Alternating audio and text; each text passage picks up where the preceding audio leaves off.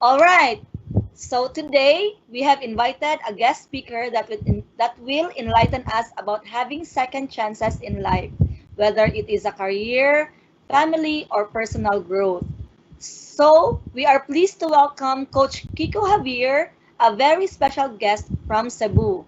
He graduated in a prestigious International College of Christian Ministries, a fully registered school in Los Angeles, California, USA, in Bachelor of Arts, major in Christian Ministry and Shepherding. He is now serving as a full-time volunteer shepherd together with his lovely wife, Liza O. Javier, in the Metro Cebu International Christian Church. Currently, he is finishing his life coaching certification with Ecology Ltd., the Academy of Modern Applied Psychology. And today, he will be sharing with us his expert opinion on having second chances in our family, career, and even in investing. With that, I ask that you give your full attention to Coach Kiko Javier and help me in welcoming him.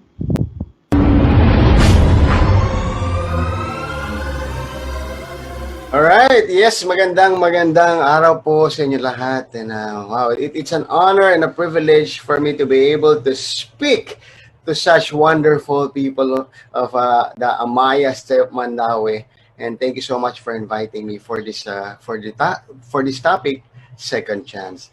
And by the way, I was introduced already, but of course, my name is Kiko Javier, and I'm actually a life and happiness coach. No? And one thing na talaga pong I've been focusing in my life ever since I decided to pursue this career is always to be happy. Okay, so yan po yung aking picture, and that was taken here sa rooftop ko po. And I was blessed as well to be living here in Corona del Mar, Talisay, Cebu. Alright, so for those na nakakalam, it's a very, very beautiful place.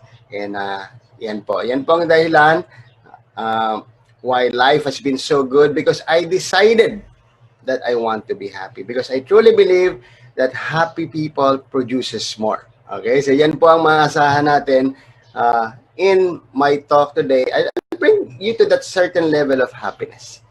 Okay, so now I'd like to establish, so where am I getting these principles that I'll be sharing you? So gusto ko lang pong makita natin, saan po ito galing? Alright, is this because of Kiko Javier na napakagaling, na napakatalino? Or parang the man of wisdom himself? Actually, hindi po. So I'd like to share to you this manual. Ito po yung basis natin. I just like to establish it. And this manual is being used by all the successful people and the successful gurus all over the world. It has been used thousands and thousands of years ago. But not too many people have discovered this. All right, this manual I'm referring to is the Holy Bible. All right, oops, don't get me wrong. The Holy Bible is not just a religious book. Alright, hindi lang po ito parang mga religion. It's not a history book. Hindi lang po ito para matutunan natin ano nangyari, history, but it's actually a book of principles. Alright, it's a manual. Okay, so nung isinulat po ito ng Panginoong Diyos, okay? The purpose of the manual is for us to be guided in our decisions in life. Alright, and as backed up by the scripture written by Paul to Timothy, gusto ko lang pong makita natin maigi, why am I using the manual? Sinabi dito, all scripture is God-breathed. No? So meaning, hiningahan po ng Diyos. So it is inspired by God. All the writers are inspired by God to write. So it's not the writer who's writing, it is God writing through the writer. And sabi dito, that word useful. Alright? It is useful. So, mga kaibigan, if you're not using a useful thing or a useful manual, you're actually missing something. Okay? So right now, okay, so sa panahon po natin ngayon, ang Wi-Fi po ba useful? Okay. So alam niyo na po yung sagot dyan. And have you ever experienced a day na walang Wi-Fi, walang 4G, no? And kahit hindi a day, like 1 hour to 2 hours na nawalan ng signal. And you felt like, oh no, what's happening? I cannot live without it. Because it's useful. So when we say it's useful, it's meant to be used and maximized. And kung wala po yun, parang life is just a mess. Parang, oh no, we are so incomplete. So ask yourself right now, are you making use of this manual that is useful? Sabi, it's useful for teaching, it's useful for rebuking, it's useful for correcting, and useful for training in righteousness, so that the servant of God may be thoroughly equipped for every good work. So take note of that. Every good work, every good decisions, all right, will come from the manual. So I'm just trying to establish, no, saan ko po kukunin itong ituturo ko po sa inyo today. Okay, because this manual is so powerful na ayoko pong hindi natin makita. Okay, now let's go to what's really happening. 2020 started, okay? And all of us, because of that number 2020, we were so excited. Okay, naniniwala po ako kasi di ba sabi Vision 2020, wow, the vision is so clear, grabe. This is the time of success. This is the time that I will take control of my life and be successful. Remember, nung nag-start tayo, after New Year, everybody was so excited. Because sabi sa 2020, it's a year of vision. And what happened? January pa lang po, nagsimula na. Alright? We were surprised by an explosion. Alright? Nag-erupt po ang Taal volcano. And I was actually there in Taal. No, not in Taal. I'm there in Makati. Okay? And we were there with a wedding, racing a wedding. Nung sumabog po yan, exactly after the wedding, nalaman namin na nagkaroon na ng eruption yung Taal. And of course, what happened? We were delayed to go home here in Cebu. So, wow, naranasan namin yung long lines na talagang walang katapusan and you just don't know what to do. So, we were delayed for so many days. And of course, we have to spend and extend. So, hindi po masyado maganda experience. But that's the start. Okay, nung Vision 2020, okay. Then, come February, we were caught unaware. Nobody's aware of this. We thought it's just another of those viruses. Marami naman ng viruses, SARS, whatever virus is that na, okay, nagkakaroon and nawawala. But we were not aware that this is coming. We were all caught unaware. February, then come March, then yun na po yan, ECQs and all the quarantines and the whole country and the whole world was in pandemic up till today. So even this morning, I just saw the news, about 1,900 new cases were added dito po sa bansa natin. So, wow. Ano pa? Before even the year ends, some October, of course, prior to that, may typhoon na dumaan, pero merong twin typhoon, si Rolly and si Shoni dumating sometime end of October. And we were all, again, caught unaware. And wow, sobrang lakas niya. And of course, even just recently, ito pa po. Okay, so Typhoon Ulysses. And we were all surprised. I have friends living there in Marikina. And we know what happened in Cagayan, guys. So yan. So that's what really happened. Definitely, God has a message for us. And His message is for us to come to Him. So yun lang po ang very, very clear message. We all said at the start of the year, I want to take control. Pero God took the steering wheel away from us. Suddenly, we're not in control. Okay, but I have a message for everyone. And this is the message that I'd like everybody to really take into heart as we go through this new normal. As we get to this second chance that we all wanted to have. Okay, do not. All right, so this is my message. Do not. All right, so what does it mean? All right, in the scripture, Galatians 6:9. This again, another letter of Paul. Sabi rito, let us not become weary in doing good, for at the proper time, we will reap a harvest if we do not give up. All right? So let us not become weary. All right? Weary is tired. Okay? So don't say that I am tired. Ayoko na nito. Sabi sa scripture, and again, this was written thousands and thousands of years ago, Do not become tired in doing good. All right? As long as what you think, what you're doing is good, as far as common sense is concerned, and as far as the manual of life is concerned, do not give up, because at the proper time, you will reap a harvest if you do not give up. So obviously po, okay, just like this picture here, and this is actually the story of the 3 feet away story from the book Think and Grow Rich of Napoleon Hill. All right, you never know how close you are. Never give up on your dreams. I know it's been hard the whole year. We're all into this, but again, do not give up. Do not say, okay, I'm tired, I give up. No.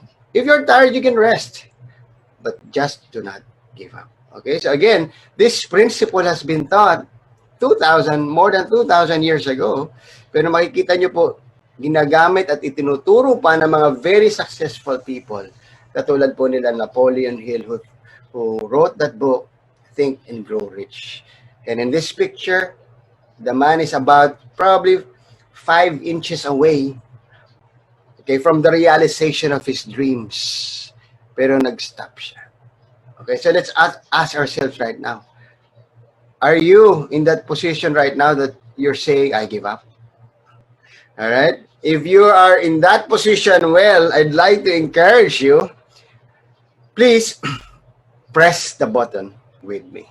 All right? So today, as you watch this, I'd like to invite you, sabay-sabay tayo. Let's press the button. Okay, 1, 2, 3. Let's press the reset button. We can start again.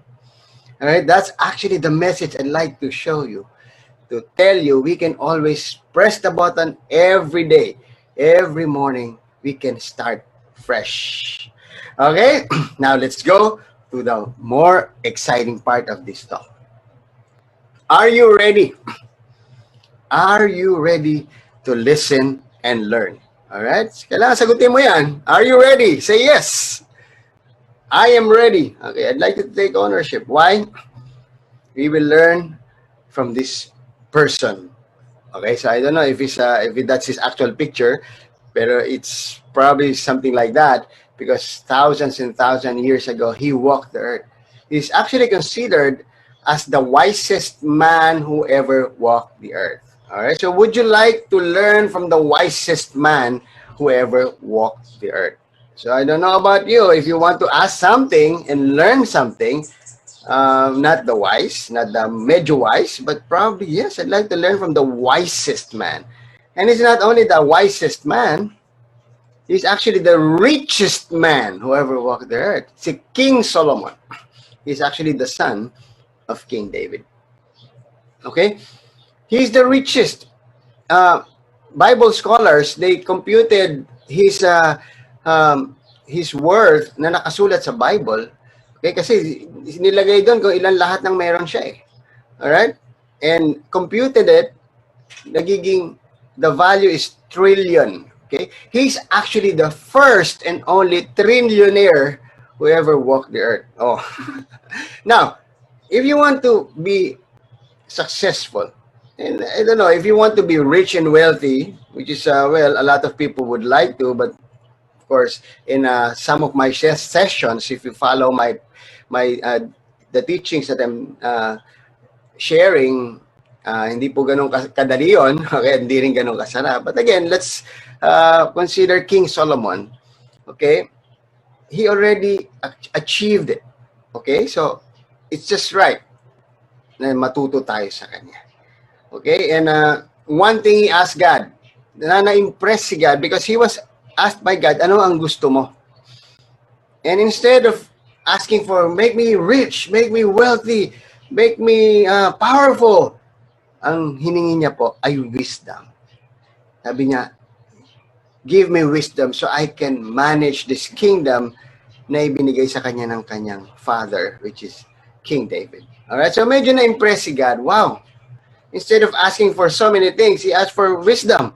So what God did, because God was impressed, he gave King Solomon wisdom, and not only wisdom, he also gave King Solomon the things that he did not ask. He made him very, very wealthy. Alright? So, yan po ang ating pag-aaralan ngayon. Are you ready to learn from King Solomon? Now, as we move forward, as we have this second chance, as we press that reset button, let's study His Word. Okay? I-unpack po natin yan. And this word is coming from Ecclesiastes chapter 11, verse 1 to 4 in the ERV version. Okay? Basahin ko po. Do good wherever you go. After a while, the good you do will come back to you. Verse 2, invest what you have in several different things. You don't know what bad things might happen on earth. Verse 3, there are some things you can be sure of. If clouds are full of rain, they will pour water on the earth. If a tree falls to the south or to the north, then it will stay where it falls. Verse 4, but there are some things that you cannot be sure of. You must take a chance. If you wait for perfect weather, you will never plant your seeds. If you are afraid that every cloud will bring rain, you will never harvest your crops. Oh, grabe. Guys, again, this is coming from the wisest man who ever walked the earth. Alright, so, grabe, napakalalim at punong-puno ng insights. Alright, so you can always go back to that scripture, memorize that, Ecclesiastes 11, 1 to 4. Pero i-unpack po natin. Okay, so my goal here is to unpack it into 4 points that you can easily remember. And from this day forward, wag na po natin kakalimutan. First point is be generous. Alright, sinabi niya po dun sa kanyang first verse. Do good wherever you go. After a while, the good you do will come back to you. We all know that generosity begets generosity. Alright, generosity brings generosity back. Alright, whatever you plant, you harvest. Okay? So, yun po ang message na to. So, if you are a person who's generous, then please go on and continue. If you are a person na laging nakaganon yung kamay, no! Konti na lang. I-share ko pa, believe me. Wow, I have different lessons for that. But you can follow my page. Sinishare ko po doon. And you can contact me. But if you have this kind of fists sa mga gamit mo, believe me, hindi na yan madadagdagan. That's why in that picture, if you open it up, it will be poured back kung ano yung binibigay mo. So that's the first point. Be generous. So make sure you have that generous heart. Everybody who comes to you, you give something. You share something. Alright? It doesn't have to be huge or big. Kahit nga po maliit lang. Okay? It doesn't matter how much is the amount as long as you are generous. Alright? So from this day forward, look for people out there na pwede mong matulungan. It doesn't have to be so far away. You don't, like, hindi kailangan na magpadala tayo doon sa mga malalayong lugar, but just go around. Probably you have a relative who's just living beside you na ang tagal nang humihingi ng tulong, hindi mo pinapansin.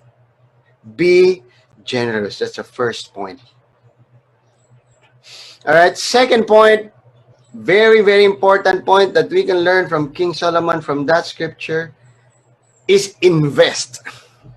Alright, very, very important. Si King Solomon na mismo ang nagtuturo nito, the wisest man. So why not? Alright, if somebody who's unsuccessful teaches you this, then you have every right to say, who are you? Alright, now King Solomon, the wisest, the richest, the wealthiest man who ever walked the earth, says, invest what you have in several different things. Why? Because you don't know what bad thing might happen on earth. Oh, di ba? Everything happens, good or bad. And may idea ka ba talaga? Have you ever thought na magkakaroon ng pandemic ngayon? Have you ever thought that the Taal volcano will explode or in January? Nobody knows what's going to happen. That's why you have to invest what you have in several different things. Okay, so you have this amount of wealth right now or this amount of money. Of course, generosity, kukuha ka doon, yung budget mo for your generosity, and the rest, you have to learn to invest it. Okay, and very, very important. Again, you don't know what's going to happen in the future, so you have to scatter your seeds. I hope you're learning. Point number 3 from the wisest man on earth, be an opportunist. Yan. Sabi niya dito, there are some things you can be sure of. Okay, sigurado na raw yan. If a cloud are full of rain, they will pour out water on earth. Okay, so pag nakita mo na madilim, kailangan mo pa bang mag-isip? Uulan? Hindi siguro. Pero kita mo na madilim, makulimlim. That's why you bring your umbrella. Alright? If a tree falls to the south or to the north, then it will stay where it falls. Okay, kung saan daw tumumba, okay, yung puno, doon daw yun mag-stay. Meaning, okay, be an opportunist. Okay, you study, you read, you ask, you learn saan ba ang maganda, okay, na mga opportunity this time. Katulad ng sinabi ko po sa inyo kanina, there is always a balance. Alright? Alamin natin nasan yung balance. Okay, there's always that balance. If you know that yin-yang, okay, I'm sure you're familiar with this, ito po, yan, yung nakikita natin sa mga Chinese, yin-yang, alright, meaning the balance of nature.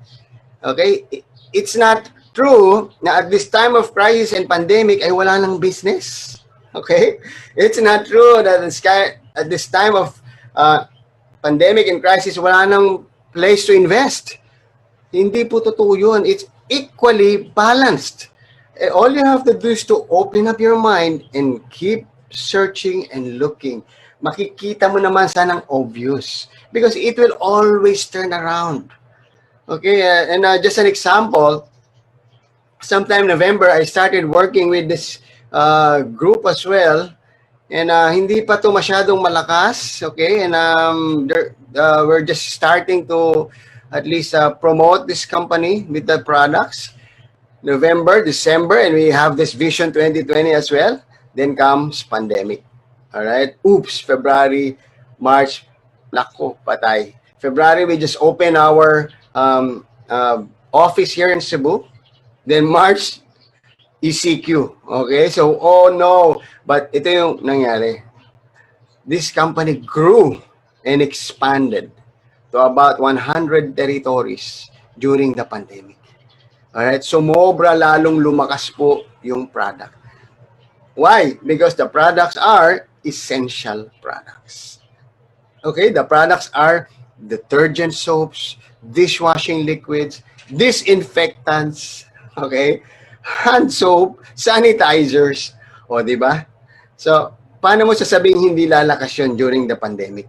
Yun yung kailangan na product during this crisis. So, pinapakita ko lang po sa inyo that the whole thing has a balance. So, whatever is happening right now, balanced po yan.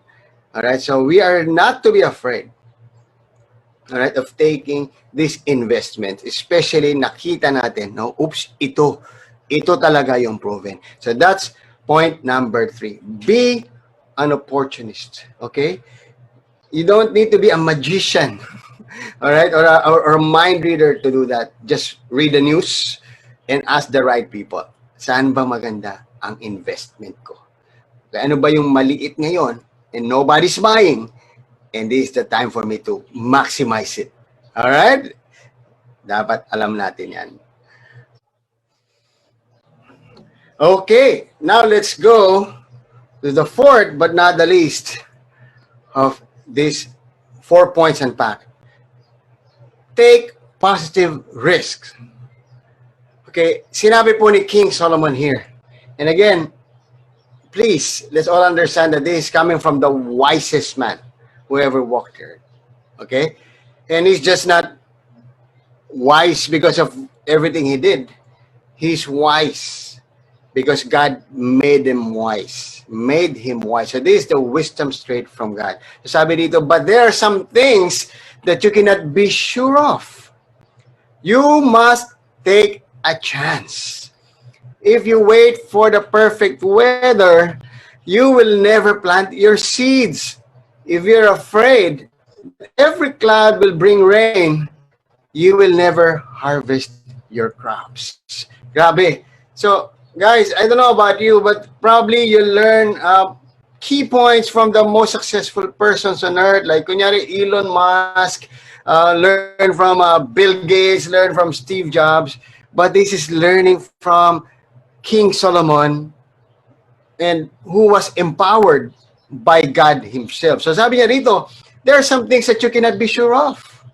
Alright, so don't feel bad if you're not sure of something, because siya namin mismo nagsabi, you cannot be sure of some things. Sigurado yan. It's proven, it's biblical, it's in the manual of life. Ito rin yung gagawin mo. If you're not sure of this, sabi niya, you must take a chance. Wow. So this is about taking chances. Alright, life is all about taking the risk. And sabi niya, if you wait for the perfect weather, okay? If you are afraid that every crowd will bring rain, so meaning, lagi ka nalang nakabang, okay na ba to? Okay na ba to? Hindi pa siguro. I'll just wait na mawala na tong pandemic. I'll just wait that maging okay na lahat. Then I will invest. Then I will take the risk. No, taking the risk is when you do not see anything, all right, and all you have is faith. All you have is that gut feel na I will take the risk. I will plant my seeds, especially at this time na everything is down. It's already being taught. Okay? So many thousands of years ago, isinulat po itong scripture na to. If you wait for the perfect weather, you will never plant your seeds. So if you hold on to those seeds, if you hold on to that money that you have, and you won't let go and plant it and wait for that perfect atmosphere, the perfect environment, believe me, you will never harvest your craft because there will be no perfect time to do it. All right? Taking risk always involves an unsure situation. Okay? So ito po exactly itinuturo na sa atin ni King Solomon. So why doubt? He already proven himself. And sabi nga dito sa poster, great achievements involve great risk. Okay, so as we restart, as we have this second chance again to live in this new normal, don't hold on and wait for it to be perfect before you move. Dahil it may never happen. So ending, you won't harvest anything. Okay, so 4 points. We have unpacked it. Again, these are words na kinuha natin sa Manual of Life written thousands and thousands of years ago. Believe me, all the successful people who practice this experience the same that King Solomon experienced. Why? Because this is a principle. Review lang po natin these 4 points. And if there's something I'd like you to memorize and put to heart starting today, are these 4 very important phrases. If you want to experience life to its fullest, first is be generous.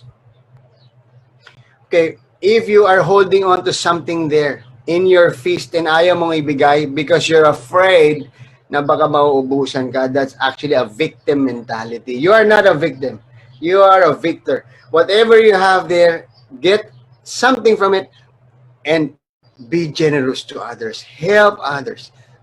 Even if they don't ask for help, okay, they don't have to come to you. You come to them, and believe it or not, you might be an answer to other person's prayers. Magugulat ka na lang, sasabihin lang, we have been praying for someone to come. At ikaw pala yun, be a hero. Okay, you have it. If you have it, hindi kailangan malaki. Sabi mo, ay, maliit pala yung meron ako, how can I be generous? No. Even get a little portion of it. But this is very important because generosity begets generosity. And you'll be surprised that God will also be generous to you. Point number 2, invest. Alright, si King Solomon na mismo nagsabi, invest your seeds in different investments. Scatter your seeds. Invest. And when is the best time to invest? When everything is down, when everything is low. That's the best time to invest. When you cannot see anything yet, you invest. Okay? That's why it leads to point number 3, be an opportunist. All right, so you have to read, you have to study, you have to watch the times. You know when rain is coming, it's dark. The clouds are bringing the dark clouds. You know, so you should know. And once you know it, and nakikita mo na dito, dito, dito, be an opportunist. Grab that opportunity. Make sure you plant some seeds out there. I am not saying to plant all your seeds. Just plant some seeds in that area. Be an opportunist. No, there are so many opportunities right now out there waiting for you. Okay, so if you have that opportunist mind, you should be there. And point number 4 that we have unpacked, take positive risk. All right, you have to take risk. Okay, don't be afraid. All the successful people took the risk. That's why they are successful. And the unsuccessful, they're just afraid. They hid. They just stayed there. Hindi sila gumalaw. So what happens? They remain where they are up to this point. So these 4 very important points coming from King Solomon himself, very, very important for us to adapt as we take another chance for this new normal. So, I would like to invite all of you who's watching right now, press the button with me. Let's maximize this second chance. Let's press it all together. Okay, 1, 2, 3. All right, reset. Let's start again. And I truly believe that these 4 points will always work. It worked thousands and thousands years ago. It worked years ago. It worked months, and it will work today as we decide to make it happen. Okay? So I hope I was able to impart something from you. And thank you so much. Please follow me. All right, I have my page, Street Wisdom by Kiko Javier. So please, you will still get a lot from there. It's on Facebook, and you can also follow me on Instagram and Twitter. I post a lot there, bits and pieces of what I'm learning. And again, maraming salamat po to Amaia, to Amaia Land, and of course, thank you for giving me a chance to share my heart. And I hope this is not the last. Okay. And if you have questions, please feel free to message me. If you need life coaching, I'll be there. I'll guide you how to be happy in this life. Because as my coach says, happy people produces more. So maraming salamat po. And I hope to see you on top. God bless everyone.